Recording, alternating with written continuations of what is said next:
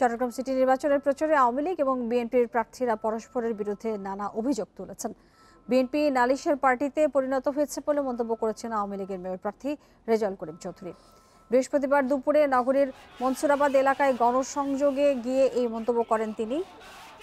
রেজাউল করিম আরও জানান, বিএনপি কর্মীরা নৌকা মার্কার পোস্টার ছিঁড়ছে, কর্মীদের উপর হামলা করছে আর দোষ চাপাচ্ছে আওয়ামী লীগের ওপর। এর আগে সকালে আগ্রাবাদ এলাকায় প্রচারণা চালান বিএনপির মেয়র প্রার্থী ডাক্তার শাহাদাত হোসেন। তিনি অভিযোগ করেন, আওয়ামী লীগের কার্যক্রমে সাধারণ মানুষ ভীত, ভোট কেন্দ্রে যাওয়া নিয়ে তাদের ভয় রয়েছে। আইনশৃঙ্খলা বাহিনী এবং নির্বাচন কমিশনকে কঠোর হয়ে পরিস্থিতি সামাল দেওয়ার আহ্বান জানিয়েছেন তিনি।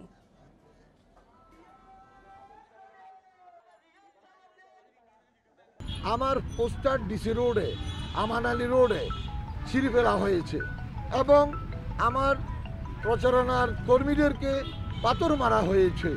এটা কি সুষ্ঠু নির্বাচনের, যারা বলছে সুষ্ঠু নির্বাচনের কি লক্ষণ?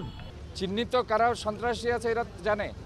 তো আমরা বলছি যে নির্বাচনটা সুষ্ঠু করার জন্য, সুন্দর করার জন্য, অংশগ্রহণমূলক করার জন্য, উৎসবমুখর পরিবেশে রাখার জন্য। চট্টগ্রাম সিটি নির্বাচনের আরও খবর জানাতে যোগ দিচ্ছেন সহকর্মী ইফতেখার ফয়সাল।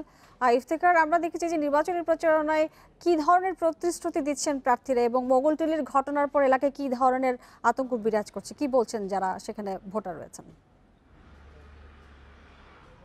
মোগলটুলির যে ঘটনা, এরপর কেবল যে সেখানেই যে এখানকার ভোটারদের যে কেবল উদ্বেগ আছে এমনটি নয়। এই ঘটনার পর কিন্তু আমরা দেখেছি চট্টগ্রামের সিটি কর্পোরেশনের প্রায় প্রতিটি ওয়ার্ডেই ভোটারদের মধ্যে এক ধরনের উদ্বেগ আমরা লক্ষ্য করেছি।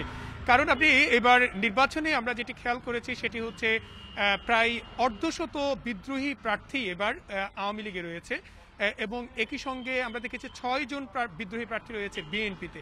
তো দলের যে মধ্যে এই যে বিদ্রোহী প্রার্থীদের অবস্থান, এটির কারণে আসলে কেবল যে অন্য দলের সঙ্গে যে সংঘাতের আশঙ্কা এমনটি নয়, নিজেদের মধ্যেও সংঘাতের সংখ্যা কিন্তু নতুন করে ভোটারদের মধ্যে বেড়েছে এবং বিশেষ করে মোগলটুলির ঘটনা যেহেতু একটি দলের দুই পক্ষের মধ্যে হয়েছে, এই কারণে তাদের মধ্যে সংখ্যাটা আরো বেশি বেড়ে গেছে।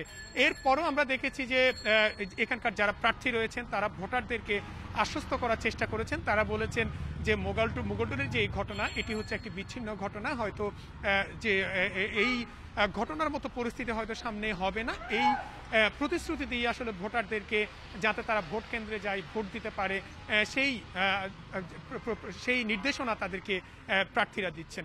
আর এখানকার যে প্রতিশ্রুতির কথা যদি বলি, সেক্ষেত্রে বলা যায় আমরা বিভিন্ন জনের কাছে নানা ধরনের প্রতিশ্রুতি দেখতে পাচ্ছি। বিশেষ করে এই করোনাকালীন সময়ে স্বাস্থ্য সংকটের একটি যে স্বাস্থ্য সংকটের বিষয়টি ফুটে উঠেছিল, সেই বিষয়টি নিয়েও আসলে প্রার্থীরা নানা ধরনের প্রতিশ্রুতি দিচ্ছেন। তারা বলছেন যে তারা নির্বাচিত হলে সেই ক্ষেত্রে চট্টগ্রাম মহানগরীতে যে স্বাস্থ্য সেবা সেটি আরও বাড়াবেন। একই সঙ্গে এবার ভোটারদের মধ্যে একটি উল্লেখযোগ্য সংখ্যক রয়েছে নারী এবং তরুণ ভোটাররা।